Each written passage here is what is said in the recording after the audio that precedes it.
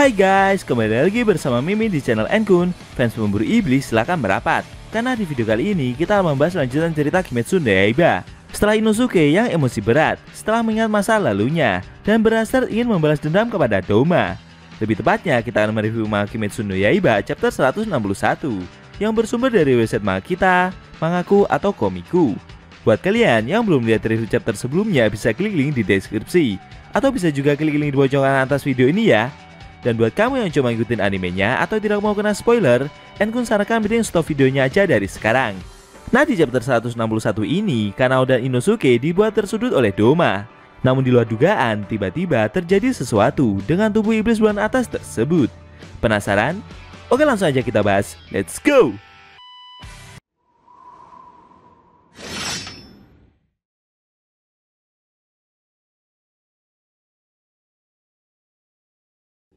Di awal scene, kita diperlihatkan Kanao dan Inosuke yang masih berhadapan dengan Doma, sang iblis bulan atas peringkat kedua.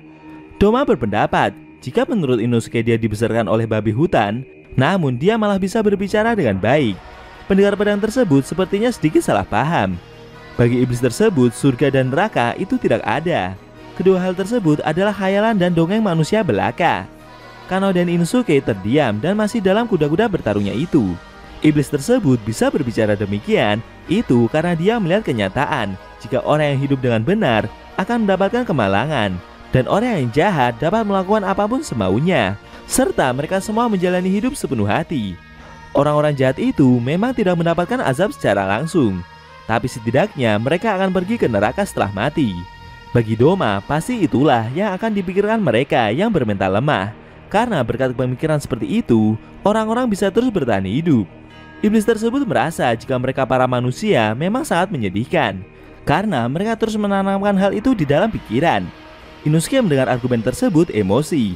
Kalau neraka tidak ada, dia akan menciptakannya untuk iblis itu. Pendengar pedang tersebut meminta Doma untuk menghentikan omong kosong yang dia katakan. Sambil maju dan mencoba menyerang iblis bulan atas itu, Inosuke meminta Doma untuk tidak membicarakan soal ibunya, seolah-olah dia tidak bahagia. Tapi sambil tersenyum, Doma menghentikan serangan tersebut dengan mengeluarkan awan bekunya. Inosuke mencoba menahan jurus darah itu dengan pernafasan binatang jurus ke-10-nya. Doma yang melihat aksi tersebut merasa kagum. Usaha Inosuke itu membuatnya ingin terus bermain-main dengan pendekar pedang tersebut selama mungkin. Namun tiba-tiba Kanao muncul dari belakang dan mencoba menebas iblis itu dengan pernafasan bunganya.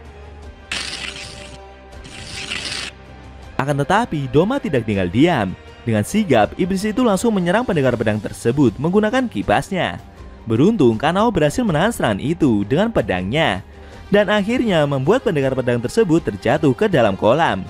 Di sisi lain, Inosuke mencoba membantu dan menghampiri iblis bulan atas itu. Tapi anehnya, Doma malah melompat, seperti menjauhi area pertempuran. Inosuke melihat aksi tersebut emosi dan meminta Doma untuk kembali. Sambil melayang di udara, Doma meminta maaf. Menurutnya karena Akaza sudah kalah, membuatnya tidak punya banyak waktu untuk bermain-main lebih lama dengan mereka lagi. Lalu iblis tersebut mengeluarkan jurus darah iblisnya lagi dan membuat replika boneka es.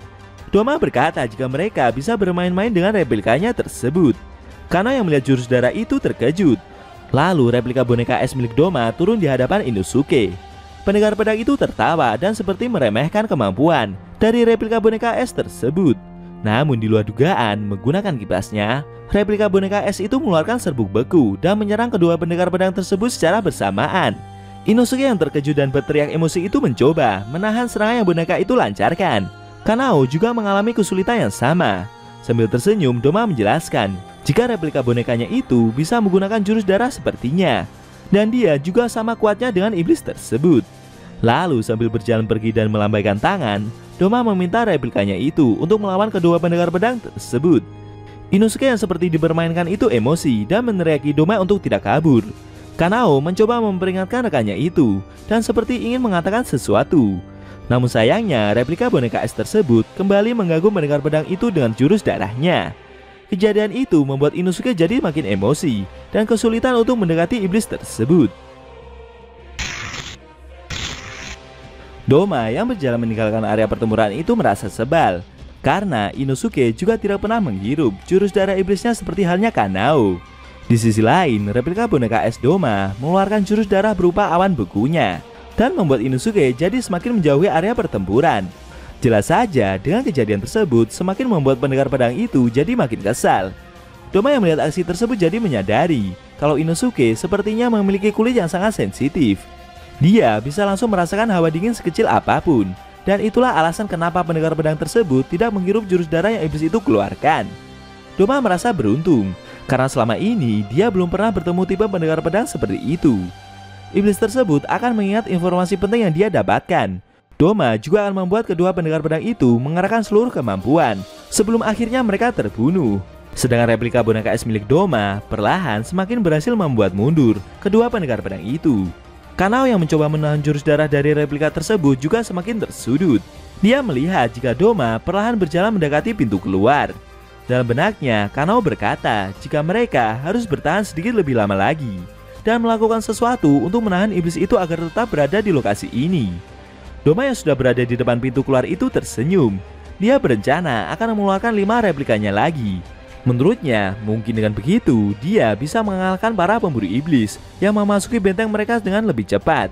Benar saja, akhirnya iblis tersebut lagi-lagi membuat replika boneka esnya satu persatu.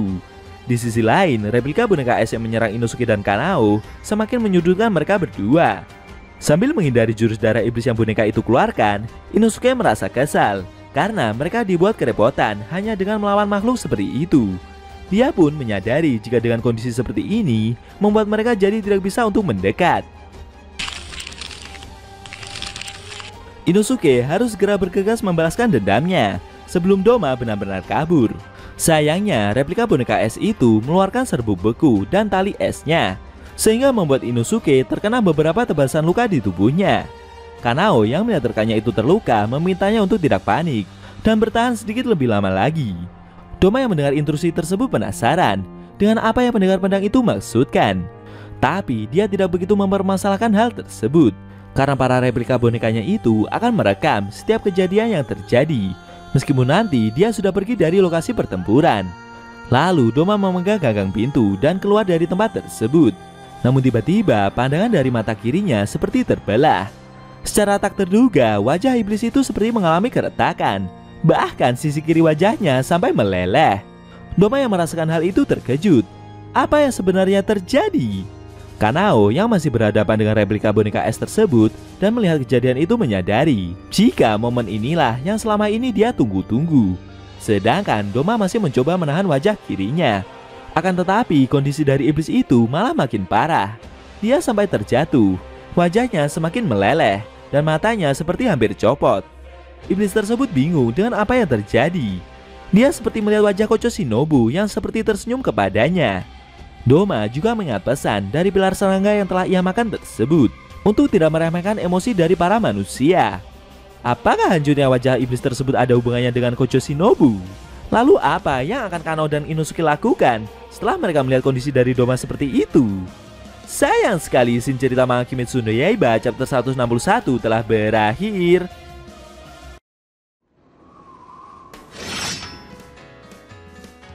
Nah, itu tadi review manga Kimetsu no Yaiba chapter 161 yang indisinya memperlihatkan iblis bulan atas Doma yang secara mengejutkan wajahnya tiba-tiba meleleh seperti terkena suatu racun. Bagaimana menurut kamu? Jangan lupa tinggalkan komentar kalian ya. Kalau mau nonton review sebelum atau selanjutnya bisa klik link di deskripsi. Linknya udah Mimin taruh di sana kok. Buat kalian yang punya Instagram atau TikTok jangan lupa follow sosmed Mimin juga ya guys. Oke? Tekan like kalau suka sama video ini dan dislike kalau nggak suka. Jika ada kata-kata dari Enku yang kurang pas, Enku mohon maaf dan sampai bertemu di video review manga Kimetsu no Yaiba selanjutnya.